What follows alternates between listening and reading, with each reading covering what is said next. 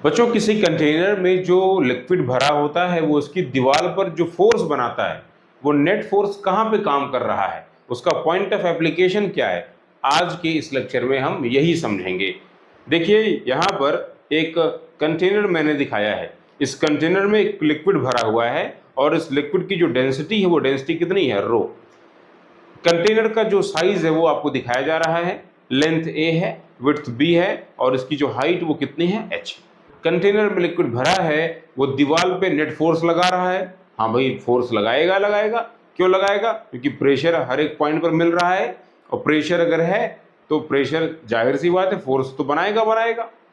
दीवार पर जो नेट फोर्स आता है हमने उसको पिछले लेक्चर में देखा था कि उस फोर्स की वैल्यू बनती है 1/2 रो जी बी एच स्क्वायर। रो इसकी डेंसिटी है, जी एक्सेलरेशन ड्यू टू ग्रेविटी है, बी इस दीवार की चौड़ाई है और एच इसकी क्या है, ऊंचाई है ना। बोले ये जो फोर्स लग रहा है, आप इतना बताओ कि ये लग कहाँ रहा है। मान लेते हैं भाई, चलो नेट फोर्स ऊपर से यहां से ये जो एज मैंने दिखाया है, मान लो ये एज ए है, बोले यहां से नीचे किसी पॉइंट बी पर लग रहा है। तो यही आपको पता लगाना है कि पॉइंट बी ऊपर से कितने डिस्टेंस पर है। मैंने कहा चलो मान लेते हैं कि पॉइंट बी इस अपर सरफेस से यानी कि फ्री लेयर से या फ्री लेवल ऑफ लिक्विड से एक्स की डिस्टेंस पर है। तो क्या आप इस एक्स को निकाल सकते हैं? ये डिस्टेंस कितनी है? हाँ, निकाल सकते हैं। यहाँ पे नोट करिए फटाफट। कॉन्सेप्ट क्या लगाएंगे?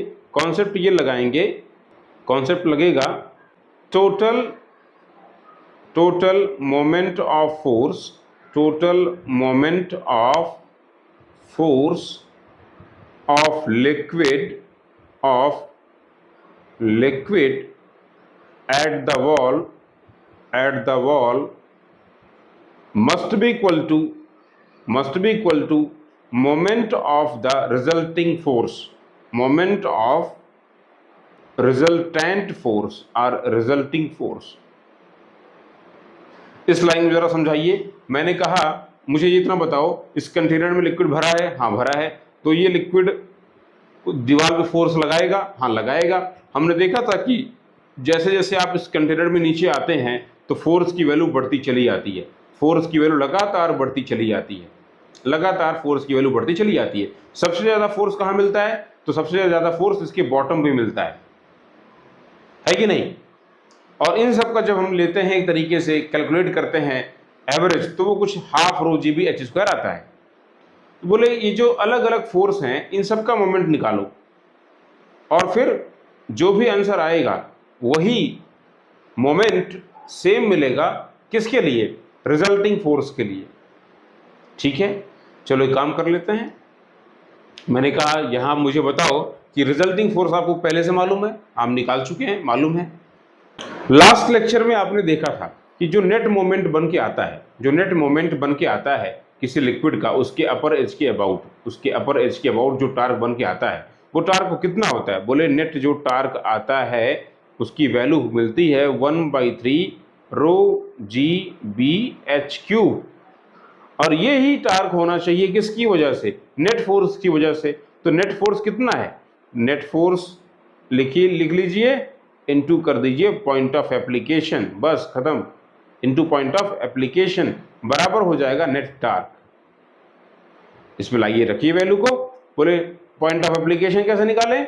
कुछ नहीं करना है भाई, नेट टार्क को टोटल फोर्स से डिवाइड कर दो, बस इतना ही कर दो। नेट टार्क कितना मिला था? तो नेट टार्क हमको मिला था 1/3 रो जी बी एच क्यूब।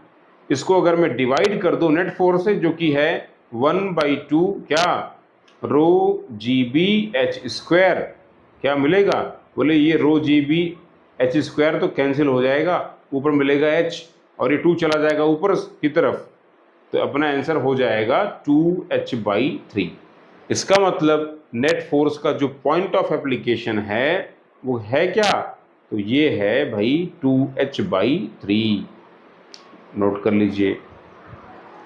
इसका मतलब नेट फोर्स जो है अगर देखा जाए तो बीच में नहीं लगेगा, वो नीचे लग रहा होगा, थोड़ा सा नीचे। देखो 2h/3 लिखा हुआ है, ये वैल्यू h/2 से क्या है, ज़्यादा है, यानी नेट फोर्स अपर वाले सिरे से नीचे लग रहा होगा कितनी डिस्टेंस पर, 2h/3 पर, या लोअर वाले इंड से कहां पे लग रहा होगा, तो देख लो लोअर वाले इंड से ये h/3 पर लग रहा होगा।